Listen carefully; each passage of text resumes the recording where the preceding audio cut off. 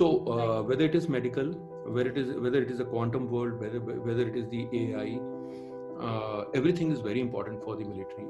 And True. the age of the wars is returning.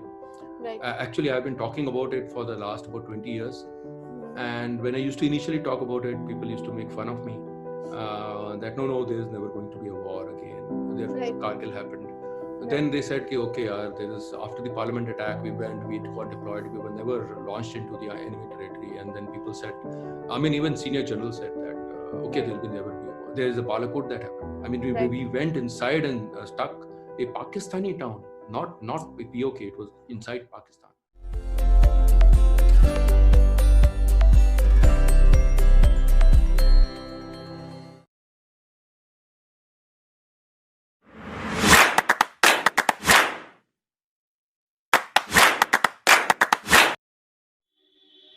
If you think about it, whatever we do in life, whether we are in the phase of studying or we are working, we serve and we represent our country and we lead our country forward through it.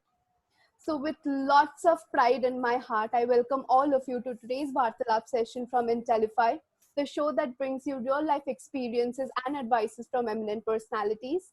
I am Akanksha, your host for the day, and today we are joined by an extremely eminent and esteemed guest whose name is Lieutenant Colonel Prashant Mishra. He has served the Indian Navy, he has served the Indian Army for 15 years and 9 months, and then he has steered his way into engineering, and now he is a senior engineer leader. So without any further ado, join me in extending a warm welcome to the man who always believes that nation should come first, Lieutenant Colonel Prashant Mishra. Sir, it's an honor to have you with us on our show. How are you doing? Yeah, thank you. Thanks a lot. All It's right, the sir. honor is mine. Yeah. Okay, sir. So, sir, how is this pandemic treating you? So this pandemic has brought out the best in us. It has brought out the Yeah. worst in us, Yes, sir. and we are seeing uh, the entire country, right from the young people to the oldest ones, Yes, sir. getting prepared the way we used to prepare in the Indian Army. Yes, sir. And it's a war footing thing. Mm-hmm. And the medical industry has actually shown us the light. Yes, sir. We are really proud of our doctors, nurses who have worked day in and night out. And also, I would like to say that the leadership of our country, Modi ji, has Mm-hmm. actually guided us very well through this entire True. period of challenge. True. So it's a wonderful thing. Mm-hmm. Every challenge teaches you a lot of stuff. Yes, sir. So, definitely, I agree with you 100% to this. So, sir, you claim yourself to be a storyteller. What story Mm. can you tell us about yourself? Who is Lieutenant Colonel Prashant Mishra beyond what the world knows him to be? Yeah, so Prashant Mishra was once a child, and my dad was in the army. All right, sir. It was a army that I saw as a child of an army officer, and that army was very different from the army that I saw when I joined it. Okay. In those days, I remember that my dad, as far as possible, he used to keep us as close to him as possible. He was in the infantry, All and right. as an infantry officer, you hardly have 2 to 2.5 years at one location. So traveled all around the country, and after that. You know what? He was posted in 13 Kumaon. So if you read the history of 13 Kumaon, Hmm. I mean, you would have seen the shows of Gaurav Arya where he keeps on talking about the Kumaon regiment. All right. And so 13 Kumaon was the regiment which got the battle honor for Rizangla. Yes, sir. And Rizangla was a fight that is mentioned and studied all around the world as one of the bravest stand against the enemy Mhm. during the 1962 war. And actually, my entire feeling of a passion towards serving in the uniform actually started growing up a lot as a child when I used to attend these sessions, Right. eat with the Jawans, Right, sir. interact with them, and I had that thing going inside me, and Right. I remember that as a young officer, as a young child, when I used to wear the uniform of my dad, just about 7, 8 years old, and still wearing it. I mean, it used to be huge, flowing all around, but Of course. I used to feel proud looking at myself. Yeah. So that was as an army officer's son. Thereafter, then my dad actually encouraged me to join the engineering. He said that you can contribute. I was always motivated to join the army, but he said that you should get into engineering, and Right. you should join the IIT, do good for the Right, sir. country from that side, be an engineer and all that. But I had always that passion. So Mhm. in 1987, when he was posted out, he was posted in Sri Lanka actually at that point of Yes, sir. time as the peacekeeping force.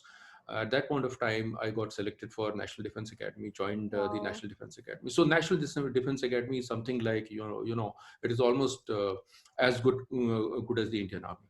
Right. You are there getting trained. Actually, it is tri-services institution. So you are getting trained, you are getting motivated, and you are leading. You are doing. It's a military life, right, from the morning 6 o'clock True. till night, and it is one of the most wonderful institutions. If you would have Absolutely, been sir. there, then you will realize it. Then I left the army in 2009. Okay. It was it was a new rule that had come up at that point of time. The 6 pay commission Okay. allowed Indian Army officers to go out into a public sector undertaking and go out as a kind of a subject matter expert to guide them as to what the Indian Army wanted. At that point of time, there were certain big projects that were going on. So I joined the corporate. And then there was the corporate life. So it took me some time to actually get out of that Of army course. uniform and get into the, degauss myself and get Yeah. into the Right. civilian culture. You just can't go there and Exactly. order them, okay, do this Yeah. and do True. that. And then you expect the next morning that it has to be done because that is what the army used to actually give us that opportunity. I mean, there it is something like you are understood by your Jawans, even without telling and giving them direct orders, they know what is to be done. Yeah. So here it was that orders had to be very different kind of orders. You cannot have directive orders. You have to Yeah. be a different kind of a leader. So the corporate life taught me something different, and it's been almost 10 years into the corporate life. First, it was Bharat Okay. Electronics, All then it right. was the Tatas for 8 years, and now I'm in Vihan. Great. Uh, Most of the time, it was research and development. So I was always interested in research and development Right. because when I left the army, I had promised to my guys over there that look, I'm leaving it. See, army was my passion, so leaving it was very difficult. Absolutely. And I told them that look, I'm going out, but throughout I'll be trying and delivering to you something that will make your life better. Right, sir. And I don't know how much I have been successful, but yes, I have tried my best to deliver, and I have been able to deliver a lot of stuff. I have been able to, uh, I would say, make a whatever little bit of difference I could from the corporate side. And so far, almost every year, 4 or 5 times, I keep Right, on sir. visiting the troops. I keep on visiting the army headquarters, interacting with the staff, interacting with the lowest rank, and that connect actually inspires me a lot, motivates me a lot. All right, sir. So you had Yeah. a really inspirational life, and we are going to talk a lot about your entire life one by one. So you're incredibly vocal about your achievements and the inspiring life that you had led. So at the beginning of your career, you had joined the National Defense Academy, like you said, from getting inspired by a war hero. So could you please shed some more light about this inspiration of yours, and how did you get yourself to take that courage to take the step of getting into the NDA? Yeah. So NDA was something that happened. A friend of mine my mind just came to me. He said, "Yeah, you keep on talking about the army always, but there is an NDA exam which is going to happen. Why don't you just Right. appear for it?" Right, sir. And the NDA exam was like I filled the form and then forgot about it. Right. Okay. Then about 3 days just before the exam, he came to Mhm. me that, look, that is the center. I was in Lucknow, and we have to go there. And I said, oh yeah, I have to study. Yeah, what should I do? So he said, yeah, that is there was the NDA guide. So I just got that guide. And 3 days straight, okay, Yeah. 72 hours, I Okay. was awake. Oh my I God. just I just went through that guide like anything, and did very well in the returns, uh, uh, because that passion absolutely came out. Those Absolutely. nights I did not feel like sleeping. Yeah. And I remember the day I went for the ND exam, my legs were so swollen because I used to feel sleepy, but I used to try and walk and Right, take off my sir. sleep. So throughout, I kept standing and studying and studying and studying. I did that NDA guide twice in that 72 hours. Wow. And after that, I appeared for the exam. I remember I finished everything. I was able to revise also, and incidentally, I got the questions which I had gone through, and Right. I made through with very high marks. So that That's great, results sir. came, and they asked me for the interview and all that. So it was, sometimes things happen in your life. There is a destiny, there is a passion, Absolutely. and sometimes God helps you out on both sides. So I had that passion, and somehow I would have missed it out if my that friend had not come and did that. Then my dad told me that he was in Sri Lanka, so Right. every month once we used to get a satellite call to him. So we used Okay. to go to the Lucknow Cant, and we used to wait in a line and then talk to him Okay. and all that for about 2 to 3 minutes. And in those 2 to 3 minutes, my mom told me, okay, you only talk, you tell me, tell him, I won't tell him. So Okay. I spoke to him. I said that, look, I've got selected Yeah. and I'm going for the interview. He said, look, Right. you have proved yourself. Right. You're good at it. One of the Right. very difficult exams you have passed. Now it Right. is enough. So I said, no. Let me appear in the interview.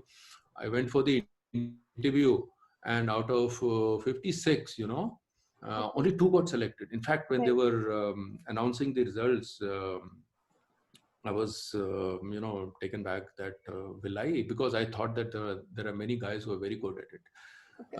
But two of us got through, and so throughout, there was one passion that was behind me. I tell you, Yeah. there is one event in the selection. Okay. There is a group discussion in the selection in which the Mm-hmm. directing staff is watching you from far away, and he doesn't actually intervene. He All just right. gives you a topic for discussion, Right. and he just goes far away and he watches you. Right. And just before that group discussion, there is one event which is called as 3 minutes extempore speech. So they Okay. will give you a paper in which Right. there will be three topics. You have to select one. You'll be given 2 minutes to prepare for it, and immediately come and start giving an extempore speech. Okay. Right, sir. So I had this group. So this group remains the same throughout. Okay. So I had this group. So I saw one of the topics was your favorite person. And Okay. during my journey Mm-hmm. in train from Lucknow to Bangalore was my SSB center.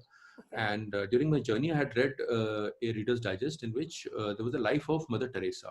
Okay. Okay. And uh, I somehow got passionately attached to it, Right. and it affected me so much that in that my favorite person, the life of Mother Teresa came in front of me. Wow. And It's imagine beautiful. I'm speaking, Right. and those guys were sleeping when the other guys were speaking, but these guys, they were just looking at me with their mouths open. I was Right. amazed. I did not feel anything, but Mm-hmm. they had those, because it was so passionate thing that came out Right, sir. from inside my heart. Right, sir. And after that, when the group discussion happened, these guys were simply listening to me. And that was the winning point. And the passion was very important part. Mm-hmm. And yes, so as a child, when you have talked about the hero, Yes, sir. so Major Shaitan Singh, who was in this Battle of Rizangla, if you read the Okay. Rizangla battle, and it ended up by around in 2 to 3 hours. It was over. Okay. Out of 124 guys, 114 got 116 got killed, you know. And Okay. it's one of the most gruesome battles in history of mountain warfare at Yes, sir. 16,000 to 18,000 feet. Um, Fighting with all odds. You are against the winters. You don't have the correct clothing. You are against technology. You don't have all those technical things like good communications, good backup fire, good Right. artillery, and all those things. And yet, those guys, 124 of them, they killed 1,310 Chinese. You know, Wow. 1:10 is the ratio. Every guy killed. And I remember in the museum there is one, raincoat of these guys, which is kept over Okay. there in the museum of the unit. And on that there are 10 bullet marks.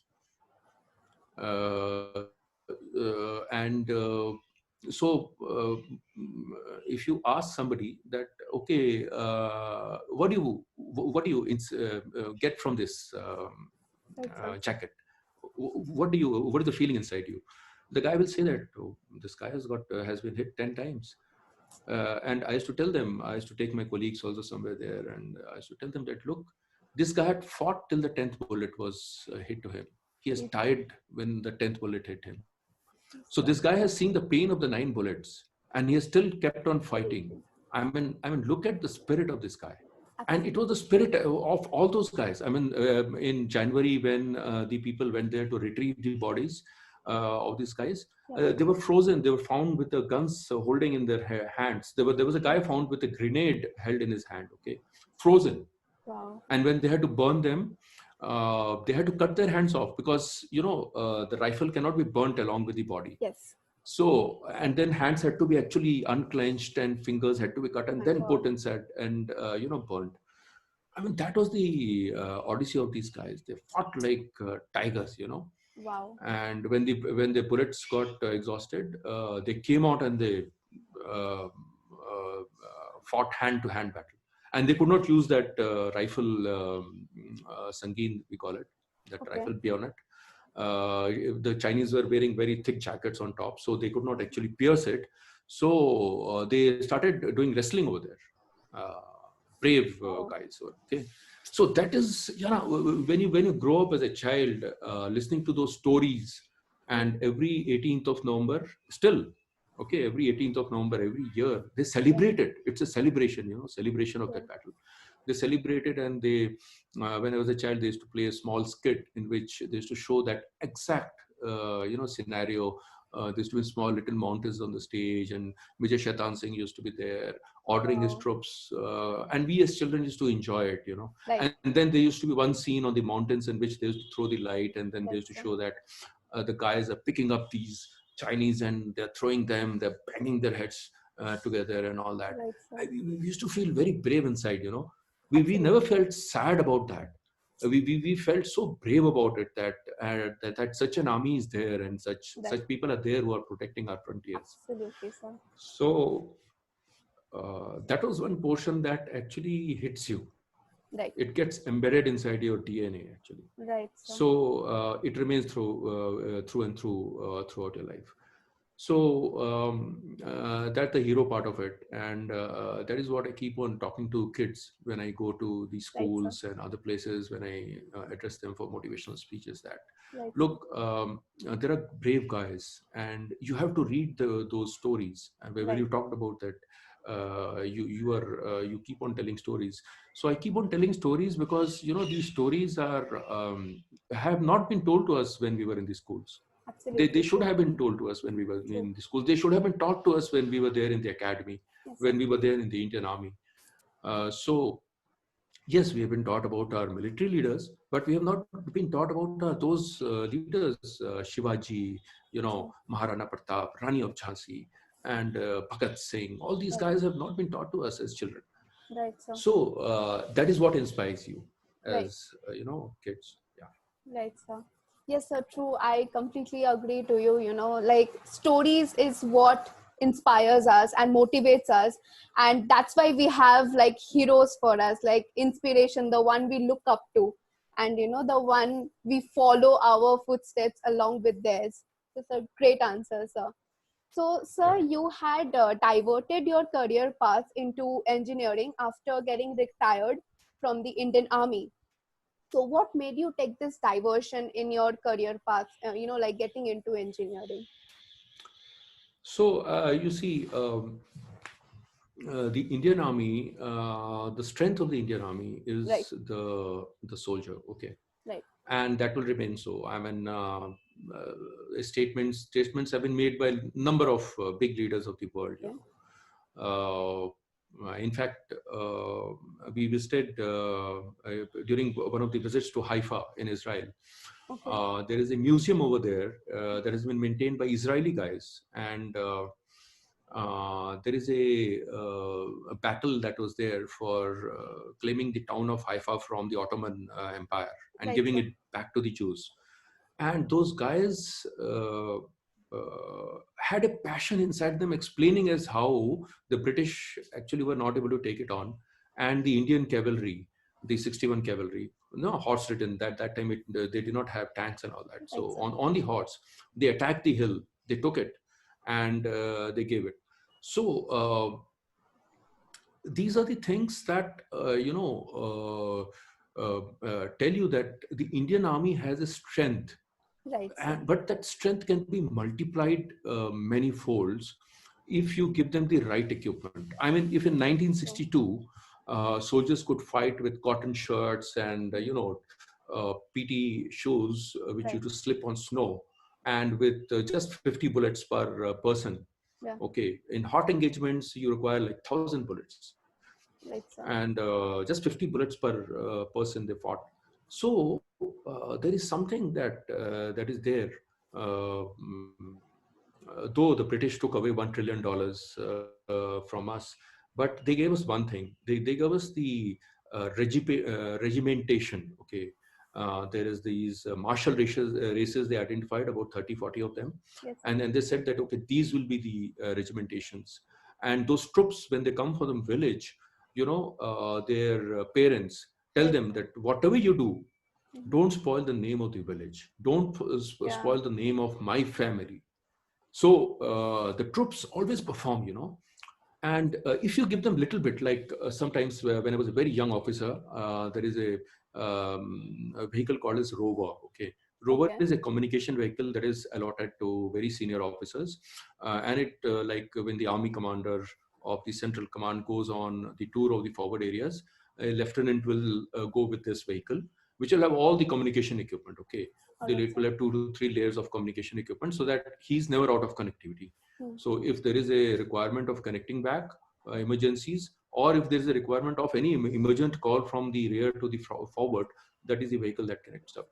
Okay, And we have these authority, yeah, to get any line from the any STD, ISD line from local areas, right, sir. and we used to go right till the forward edge, where troops Yeah, are deployed, they don't have any communication means, and we are carrying all 3 to 4 layers of communication. And at times, uh, I used to find guys who actually were desperate to talk home, and the company commander used to come, the infantry company commander used to come and ask me that, sir, is it possible to use your this thing?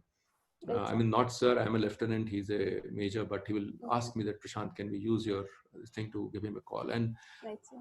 just 2 to 3 minutes of call, okay? That guy used to be so happy. I mean, you can see that happiness in that soldier's eyes. Yes, Uh, sir. so I used to always feel that, okay, why can't we have this system right till the Hmm. forward edge of the battlefield? Right, And why can't we infuse these technologies? It's so while being in the army, I was posted, my last posting was in the army headquarters, and there we were dealing with projects, big projects and all that. right, sir. And we tried to get connectivity to the troops. We did achieve at those times. It was very Okay, difficult, but we did right, achieve it to a very large extent. And right, sir. then when I came to the corporate, then I started looking at technologies, Right, sir. which can give that connectivity. Like still in Arunachal, Mm-hmm. you don't have connectivity. There are places which are just connected by one phone line. Okay, Still, I mean, mean, you are still about 10, 15 years behind technology there. So what are the ways in which you can actually give this kind of stuff? So that used to seize me. And Right. when you are seized with a problem, then Right, sir. a purpose comes into your life. Sure. And when a purpose comes into your life, then you become self-driven. It is something called as a fire and forget missile. I mean, then Okay. you know what your target is. All So right. that is what happened to me. So once I realized this is the core issue, and that there is something required, and there is something that I can do, from the Yeah. industry side. Right. So I made it as a name, and fortunately I got leadership. I got access to funds, Right, sir. and I got access to wonderful teams Right, sir. which delivered. And we were able to make technologies right from the scratch, Indian technologies right from the scratch, because Indian requirements are very different. You just can't Yeah. take something from the American army and True. just plug into the Indian system. Yeah. So when you look at a requirement, and then you look at the technology, so I took that call. and Okay. and when you go into engineering, and when you start developing right from scratch, you start dealing with these guys who have been doing R&D for past about 14, 15, 16 years. Then you are in a learning mode. Right, So sir. first 2 to 3 years, I was just in a learning mode. I used to sit down with these guys in the lab and just try to figure out, I mean, look at a PCB, which is Right, sir. 20 layers thick, and how they are able to detect faults on that. They look at a microcontroller program, and look at a FPGA program, or look at the microprocessor, how they put the embedded Linux over it, how they build applications. So it was, and it was always a very big learning journey. Right. And everywhere I realized, what? For example, today, if you have a mobile phone, and let's say you have to charge it after every 8 or 9 hours. Right, sir. I mean, it's not possible in military. Once we are walking in the mountains, Right. 36 hours we are without any means to. Sometimes it's fully raining. You can't have solar chargers. You can't have any Right, sir. other means of charging your batteries. So let's say if you create a technology where the power consumption goes down in orders of magnitude. Let's say I reduce the power consumption of a device by 100 times, Right, sir. using, instead of using a X operating system and a Y processor, using a very thin operating real-time operating system, and a microcontroller. Let's say, if I'm just giving an example, if I can do that, and I can reduce the energy consumption by 100 times, Right, sir. it's a big boon.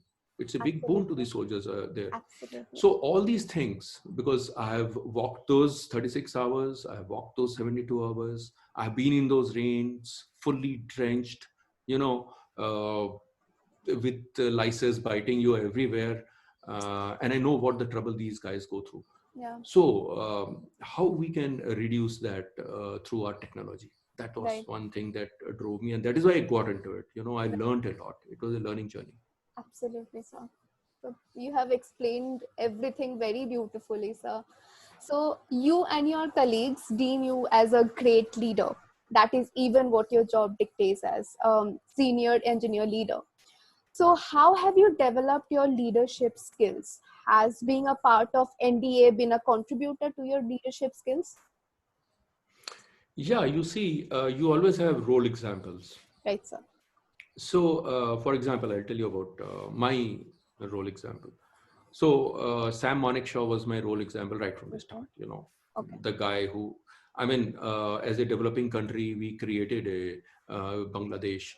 I Right, sir. mean, no one in the history of mankind, Right, sir. mankind, and not just the known history of First and Second World War. A Okay. developing country has never created another country. Right. Okay. Right. So Sam Manekshaw was my hero, and the more I looked into his life, his life as a youngster, Right. his life as a junior officer when Sardar Patel, he was a lieutenant colonel in the MO Directorate, and the Pakistani raiders had reached just the edge of Srinagar, and Sardar Patel told him Nehru was not giving a decision, and Sardar Patel told him that, asked Nehru that, Nehru, you want to keep Kashmir with you or not? And he said that, yes, I do. And without any this thing, he told Manekshaw, Manekshaw, you have your orders. Manekshaw rushed to his desk and he issued the orders for the airlift of Indian battalions and moving them to Srinagar. And that is how we have whatever Kashmir we have today. Okay. Right. So right from those days, he has been a hero throughout. I mean, you don't have to be a lieutenant general or the chief of the army staff to be a hero. Right. And then, there are other aspects of his life. Right, So in 1962 war, after General Kaul actually gave us the command, he got into the command there, and he issued a one-line statement. He said that there will be no withdrawal without orders, and there will be no orders for withdrawal. Okay. It was a single line command. Okay. Right. It was absolutely clear. There was no doubt. That's how the leaders are.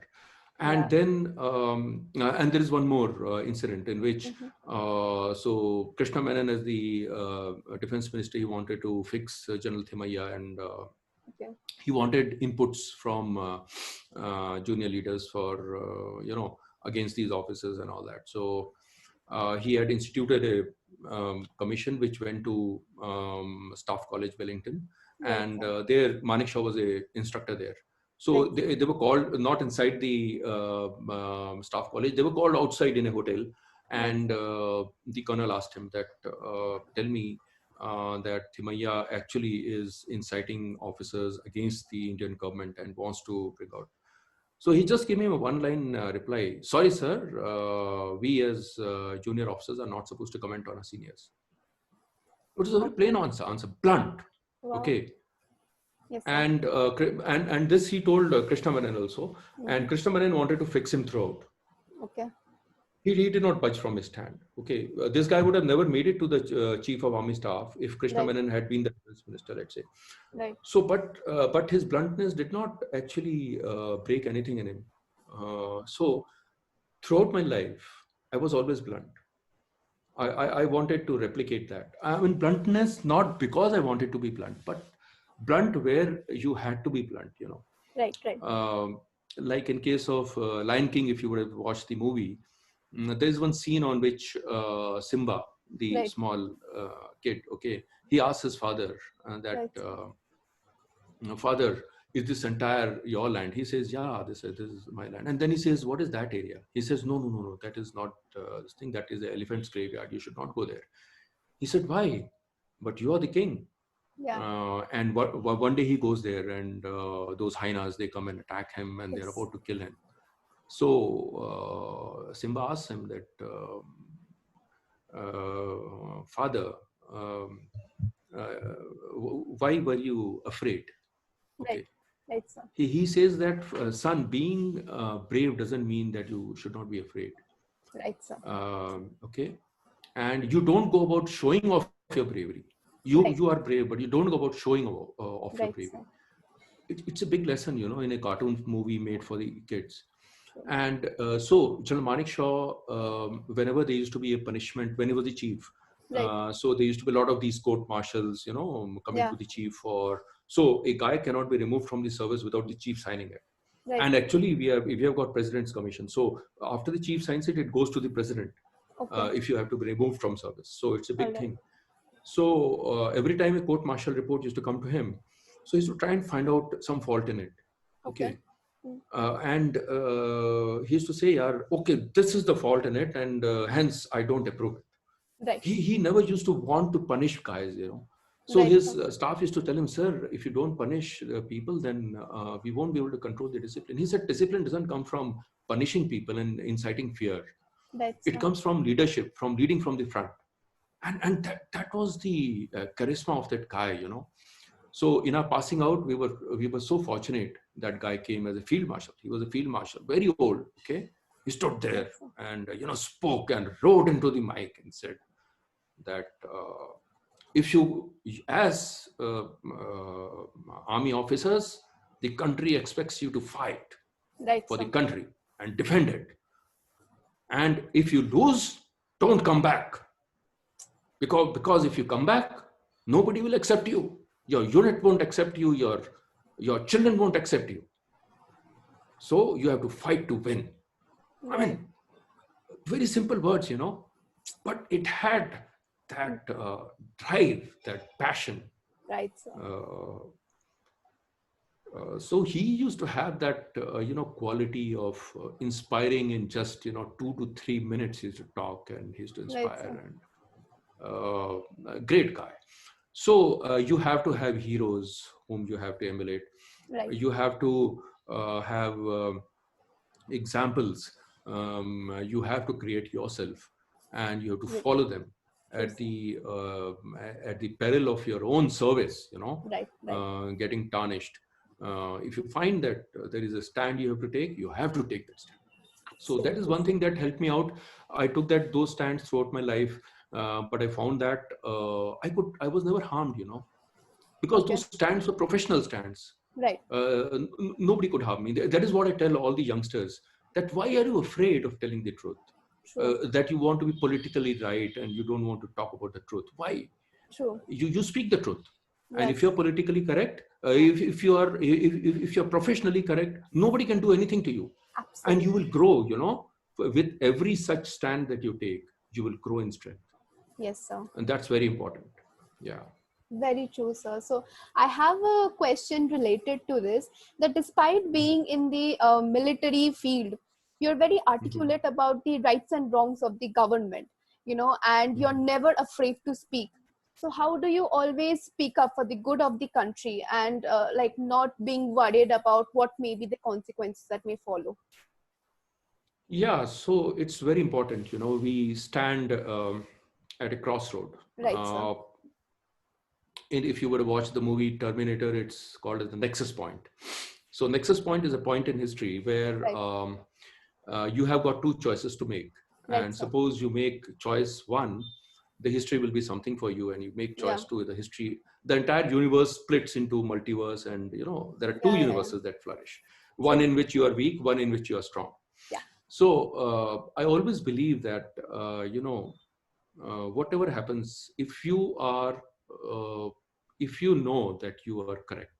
For Yeah. example, I'll talk about one of the journalists, Ajay Shukla. Okay, I regard him a lot. Right. So Ajay Shukla had been speaking about the Chinese intrusions right from the day one. Okay, right from Right. April. In fact, there is another uh, person whom I actually adore a lot, Right, sir. Professor Brahmachelani. He's an expert on China. Okay, Okay. and he was once upon a time a very vocal guy in India, and he used to talk this salami slicing, how the Chinese are taking away our territory, and about Right. 3,000 square kilometers of territory has been taken away. And we used to keep a dumb this thing to it and keep on looking away from that side. Okay. Now, being in the army also, I had seen this happening, that, okay, keep quiet, yeah, just relax. So that is not what, and it used to burn inside me. I mean, I used Yeah. to, fight with my seniors.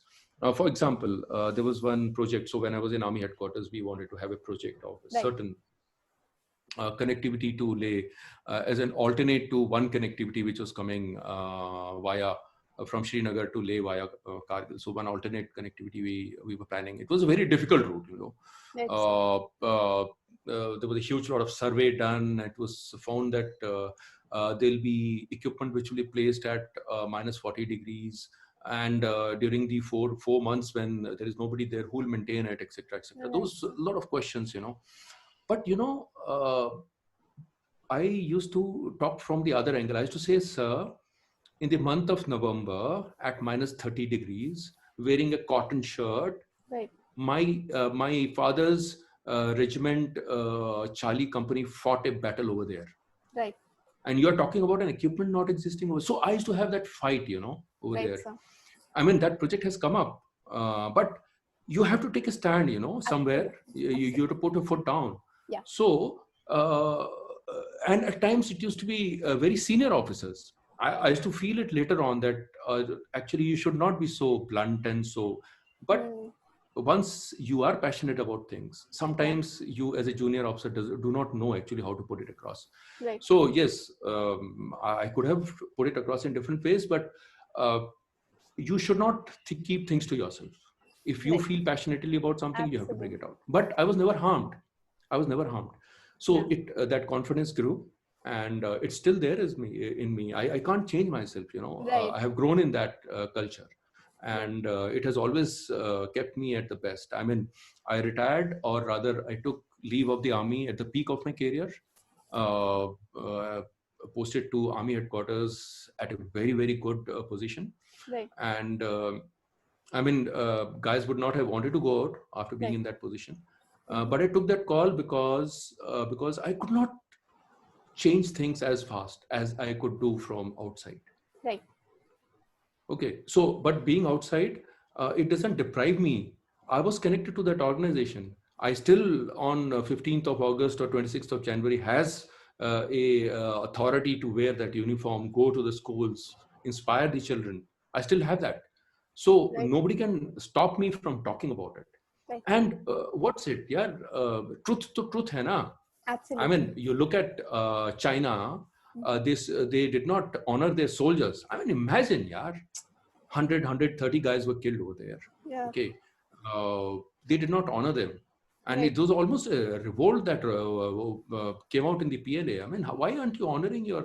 I mean, now some five parents have been returned the urns of their dead ones Yeah. in secrecy. I mean, what is this? Those guys have laid down life for you. I mean, you speak for the ashes of your father and the temple of your gods. If and it is because people like us, you know, who speak out. There's Yeah. lot of us who speak out So, that our army has never been like that. I mean, the same thing was done by the Paki army during the Kargil, yeah. and they disowned it. And in the end, you know, 10 years, 20 years later, when Musharraf wrote about it, Yes, sir. or somebody else there wrote about it, they came out. The truth was out Yeah. that we gave them honorary burial Right. despite being enemy soldiers, like a good army. We are a good army. We are a moral army, and we have to be that way. And if anybody goes against it, we have got full rights to speak against it. Let them put me in jail, but Yeah. I will speak. That's Yes, my sir. right.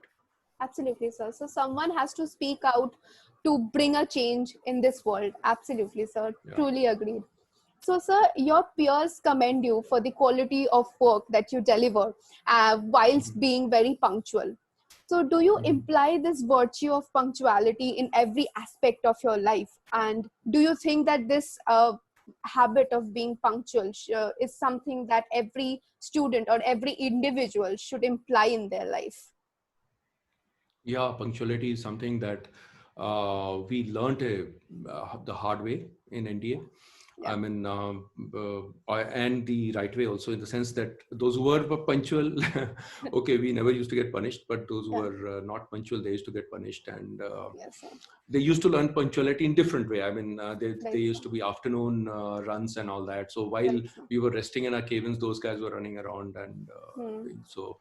So punctuality was drilled into us right from the first day as kids. I Right. mean, we Right. go into NDA 17, 18 years of age, and you know, so as kids we started getting punctuality into us, and we realized the importance of it. You know, as we because you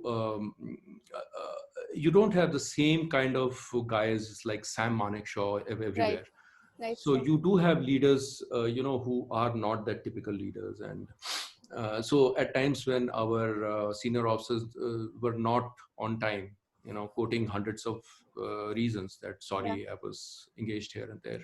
Right, sir. I mean, we used to feel bad about it. That sorry was of no value to us. Mm-hmm. So as we grew up, we knew that punctuality is very important, Right, sir. and you start at the right time, you finish it at the right time. So suppose you have made a time plan for a project. Right, sir. I mean, in the corporate life, let's say you have made a time plan for a project, so it should go like, you know, clockwork, and you should have foreseen Right. all the problems. If you are a leader, you have to be having that quality, you know, that sixth True. sense of foreseeing the future and Yeah. looking at all the probabilities Yes, that can actually come out. And I've seen few of those leaders, you know, where even the most difficult of the tasks are Yes, actually carried out in a clockwork manner, right. and a similar task by some other guy is not he's not able to actually deliver, Right, sir. and he makes it so difficult that you're waking up till 1 or 2 o'clock at night, you Yeah. are traveling in very difficult conditions, Right. and you are reaching everywhere late, so with half prepared systems. So that quality actually helps you a lot throughout your life. Right, sir. Punctuality, it Right, sir. starts with the first time you open up your eyes in the morning. I mean, that is the time it starts. True, Yeah. sir. Yes, sir, absolutely, sir. Completely agreed. Mhm. So, sir, your educational palette is diversified. You have Mhm. pursued your education from various prestigious universities like the Military College of Telecommunication Engineering to the University of London. So, sir, how was your experience in learning from around the world, and how are you still in the educational loop as you have, as you are still in the field of research and analysis? So, how is it? How is everything? So I always tell the young guys, what? Right, sir. Suppose you have a purpose in life, Right, sir. okay, and that Hmm. purpose always comes out of getting inspired of something very, very big True, that is sir. much larger than life. Yeah, It drives you throughout. yeah. So let's say if we have to acquire a technology Hmm. for giving a I'm just giving an example, Right, for giving a communication system for a very, very secret asset of our right, country. Okay. right, sir. Right, And a secret establishment, the top cream 200 right, guys in the right, government sir. of India who have to be given a communication system that's impregnable. Right, sir. Nobody can actually hack into it. Nobody can disrupt it. Right, It sir. cannot be brought down. Once you press the switch, the call has to go. True. I mean, let's say that is the end requirement. Yeah. It's just a sentence, one single sentence requirement. Okay, Right. and you realize the importance of that requirement, and then you connect it to what you know now, Yeah. and what else is required to get Right, it sir. into that technology. Right, sir. And there are great examples. Fortunately, we have organizations like ISRO in our country, Yeah. which have, outperformed it. It's a case study, how a, government organization like ISRO would actually deliver so much, like their quest for the cryogenic engine, Yeah. and the way they actually, after the Russians dumped us under US pressure, the way they brought out the cryogenic engine, Right, sir. the amount of every head of the cryogenic cell Right. actually kept on getting into newer and newer and newer things. And today we have the cryogenic engine. The Chandrayaan 2 has been launched by Right. the cryogenic engine called a CE25. I mean, it's one of the best in the world. Right. And now we are going to the next level. Uh, uh, and it was not because we copied the Russian.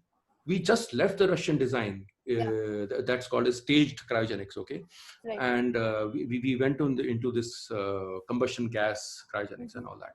So totally developed in a country under full technology denial, Right, sir. scratch. You have drawn the first drawing on a white paper, and the first 1 ton engine blasted, the second 7.5 ton engine 3 seconds blasted, the third engine did not actually, it was taking a heavy G4 Right, sir. GSAT-4. It was a military satellite into the orbit. It blasted. Yet you had the persistence, you had the leadership support, Right. and you continue. So that kind of a scenario is required. Then Right, sir. you talk about Dr. Abdul Kalam and his missile program, Hmm. and his team, which actually brought about the nuclear blasts. Right, sir. If you look at those examples, you Right. will come to the conclusion that you get knowledge from everywhere. You Right. grow your sphere. Right. Like, for example, the experience that I had during the London College, Hmm. this thing was that those guys, British, have got a habit of thinking strategically. I mean, they have always been strategic thinkers. I mean, that's there in their DNA. Okay, they always think that way. Right, sir. So whatever hatred you have for Britain from the other angles, leave that Right, sir. apart. Yeah. Look at the way they think about a I mean, even if they have to create a small project. So Right, at the sir. end of the education, we had one thing about thinking about how to decongest London. Okay.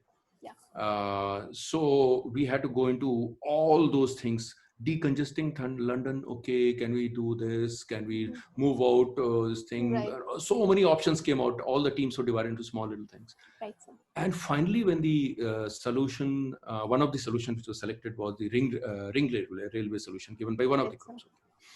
And the way the professor brought it out, Right, sir. that why this is the best solution, Mhm. and why it has been located so many kilometers away from the main from the London boundaries as of Yes, sir. today. It was, I mean, beyond. I mean, that's how you open up your thinking, thinking sphere. And the other point was that in commandos, like when we do commandos, Right, sir. after the commandos was over, so 42nd day, okay, we are shown this movie Prahar.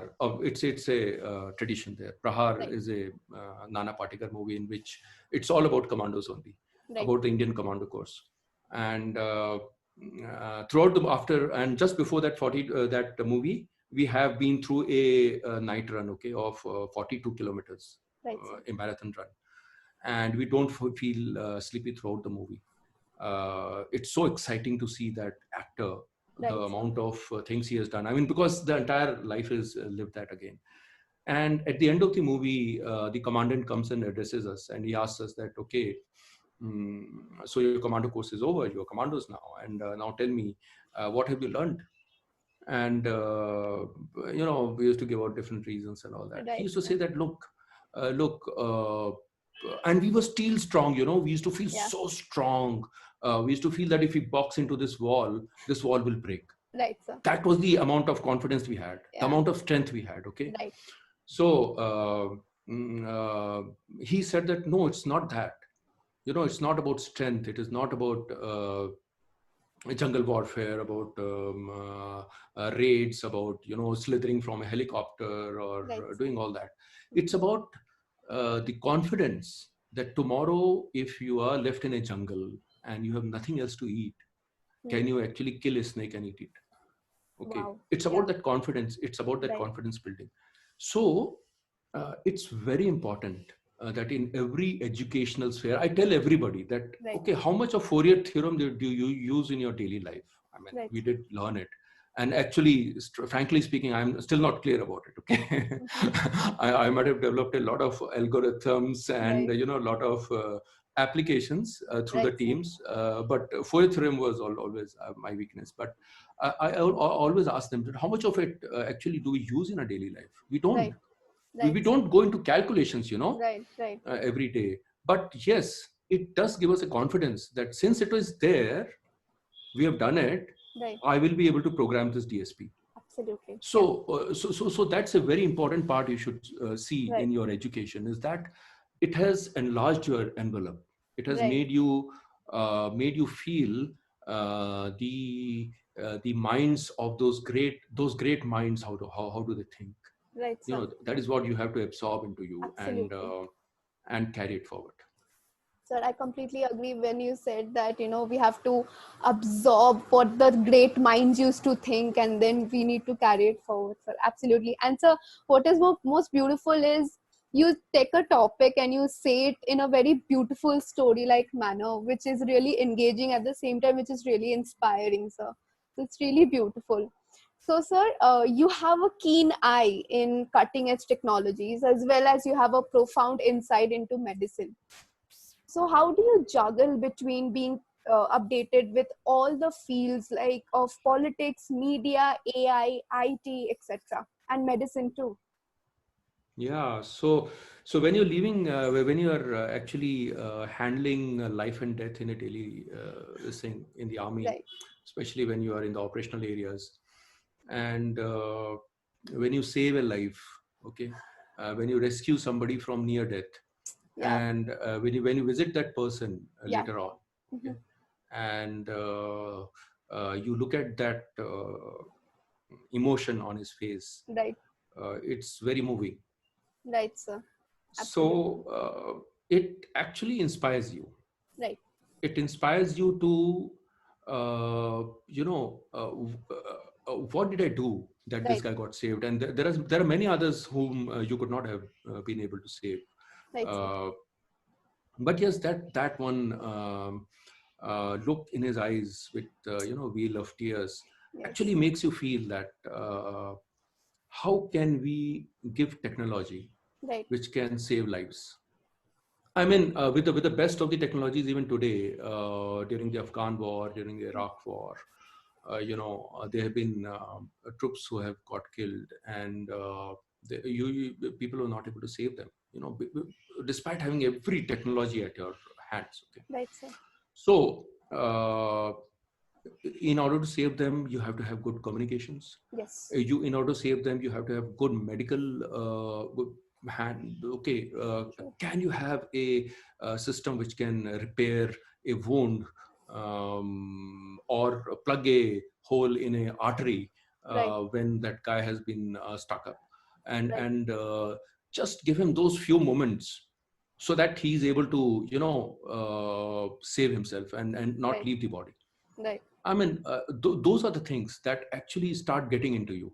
Mm-hmm. How can you actually create a AI system which just by looking at the face of a soldier is able to know that this guy is in deep depression Right. and he needs to go home or he Right, needs sir. to actually be attended to. Right, sir. Okay. So every time when I look as a military man at any kind of a technology, okay, let's say I wrote one article on the US idea of protecting the world. Okay. Right. So they had this idea that they should be able to reach anywhere in the world in one Right, hour. sir. Right, sir. That has been reduced to half an hour now. Mm-hmm. So for that, just imagine there is a government directive given to the top guys in DARPA that, okay, Mm-hmm. you have to create a technology in next 20 years that the US should be able to reach anywhere in half an hour. Right, sir. It's a massive thing, half an hour across 13,000 kilometers. Yeah. It's a massive thing. You are Yes, sir. thinking at flying at the speeds of light exceeding Mach 5, Mach 10 and all that. So when you look at that, then you start looking at possibilities in Right. technology Right. about the quantum world, Right. because there are certain things that a physical world cannot achieve. True. You start searching. So when you start searching for solutions, Mm. you suddenly find that you go into a very, very large number of options, which Right. are the full spectrum of options are open in front of you. Right, sir. And then you start feeling that, okay, I don't know much about this. So let me get into it and let me see what is there for me to take away from this. Right.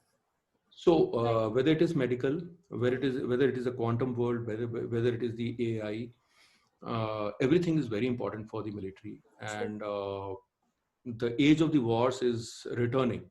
Right. Actually, I've been talking about it for the last about 20 years. Mm. And when I used to initially talk about it, people used to make fun of me that no, there's never going to be a war again. There, Right. Kargil happened. Right. Then they said, okay, there is after the parliament attack, we got deployed. We were never launched into the enemy territory. And then people said, I mean, even senior generals said that, okay, Right. there'll be never be a war. There is a Balakot that happened. I mean, Right. we went inside and stuck a Pakistani town, not a POK. It was inside Pakistan. Right. So the age of wars is returning. What China has done and what we are seeing now Right. was something that was inside me right from the start. Right. That this is a basic nature of, till the time there are nation states, there will be something like this which will always be there. True. Until the time we have to protect our nation, our culture, our way of life, Right. we have to be prepared for anything. Right. And nobody from the foreign lands is going to come here and help us out. Actually, So in true. whatever little way you can make a difference, that is the way I found that I can make Yes, a sir. difference. True, sir. The future is uncertain, we don't know what is going to happen the next minute or Yeah. the next day. So we should always be prepared for the uncertain. All right, Yeah. sir. Yeah. So, Yeah. sir, Intellify is a non-profit organization whose motive is to bridge the gap between education and provide holistic education to children across the world. So based on your life experiences, what is that one thing you think that children across the world should inculcate at this age itself? And what message or a piece of advice do you want to give to them? Okay. So the most important part of Right, uh, creating a committed youth. right, So sir. when I say committed, so one of the first write-ups I wrote on LinkedIn was about grit. Right, Grit is about commitment. right, It sir. was so they carried out a experiment in Right, England sir. in which they gave marshmallows, those toffees, Right, sir. to the students, and they gave them some work. And Right, they sir. said that, okay, after you finish this work, you can have the toffees. So Right, some guys, the moment the teacher said, I'm going to the town and I'll come back after some time. And so teacher came back after a lot of time, not after some time. okay. And there was only one girl in the class who did not eat Right, those toffees. right, Okay. And because the problem was so difficult that those students, none of them could actually solve it. That right, was done. That was a psychological experiment being done in these guys. So after that, okay, the experiment came to an end. But this psychologist quietly followed this girl, the right, sir. marshmallow experiment. So it's a very known experiment Right, sir. for years, and she was a very successful person. You know what? So she had a commitment. Right, She took an instruction from the instructor. She had right, a belief and trust in the instructor. She took an instruction from the instructor. She made it a commitment that, okay, either I will do this or I will not eat the toffee. right, And she did not eat it. right, And she was a successful human being. She was the most successful person out of all. She delivered right, the maximum. Okay. So you can become a bright person, you can have short-term success in life, but you will never last if you don't have commitment. true, So creating committed youths very is true. very important. Now, how you create committed youths, uh, for example, uh, how do you inspire? So inspiration is something that doesn't come actually. You Right, can motivate, okay? right, right, You can motivate, but you cannot inspire. Inspiration is something that comes, that is beyond the understanding of medical science, psychology, and any field of study. So inspiration is something that comes like what came to me after hmm. seeing, let's say, Major Shaitan Singh fighting that battle, fully knowing that they will die. Right, Okay, but still holding ground because he wanted to, but that was his motherland. right, Inspiration comes after those events in life, and searching for those events in life, searching for those heroic events. It may come from the struggles of your mother. right, It may come from your granny telling you a story. right, It may come from reading Mahabharata 20 times. Okay, but it's something that is so subtle that you don't have an explanation for it. right, But there is one thing that you can enable right, an environment in which people can get inspired. right, sir. So that is very important.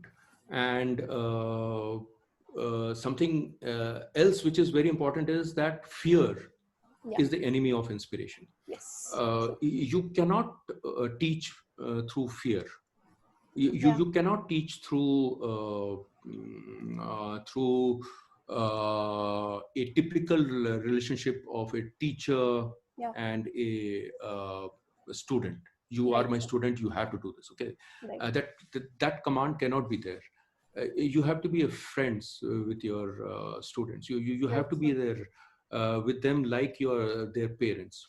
Okay, so there is a very important thing, one very short little story about Gorakhnath. So Okay, Gorakhnath was a student of Matsyendranath, right, and Matsyendranath was his guru, and and there were 20 people studying in his thing, and he was a great guru. I mean, Matsyendranath was one who took the tantric philosophy to the Buddhist right, people of Tibet.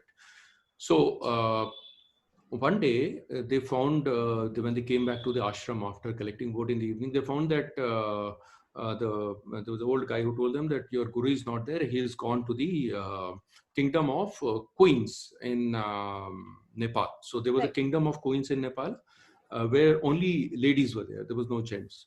right, And it was surprising for Gorakhnath. He said, why has he gone there? He's not supposed to. He's a sannyasi and he's not supposed to go there.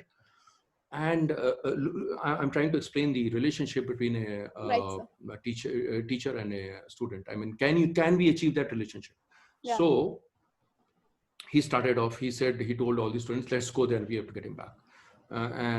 So midway, people started leaving and all that, and they said that, oh, what kind of a guru he's gone there and all that. I mean, he doesn't have a character, etc. So everybody left. Only two guys. So much Gorakshnath Right. along with one guy reached, and he when they went there, they had to dress up as women. They went dressed in as women, and finally they wanted to see his thing. So somehow they got access to him. Right, sir. So there he was sitting with a lot of these queens, and putting his hand around this queen, that queen, and all that. Right, sir. And the other guy who had so far come, he got perturbed and he just ran away. Right. He said, nothing doing here. What kind of a guy he is? I never expected him to be in this kind of a thing. So Goraknath wrote a poem over there. Jaak Matsyendra Gorakhaya. Wake up, Matsyendra Nath, Gorakh has come. Wow. Okay, and he sang that till the time Matsyendra Nath agreed to come. Right. And Matsyendra Nath told him that this was the test. And Gorakhnath was his only disciple, and he gave him all secrets. Right. So that's the relationship between a teacher and the student. Right. Even if the teacher is going on the wrong side, the teacher as well as the student should have the courage Right. to face Right. and guide each other. Absolutely. To go to the right side. Okay, Absolutely. so that kind of a relationship existed in our education system at one point of time, which is missing out. And this is what actually should be inculcated by you people. And I mean, that's the best way forward. True, sir. So this was a beautiful session with you. I have learned a lot of things today. Like, we should always have a vision in our mind, a particular focus, a particular target. And we should be turbo focused on it, and we should leave everything else behind, and we should go for it. We should move forward to it, and we should not listen to any judgments too. And sir, you have also inspired our students. You have also inspired the teachers and every one of us.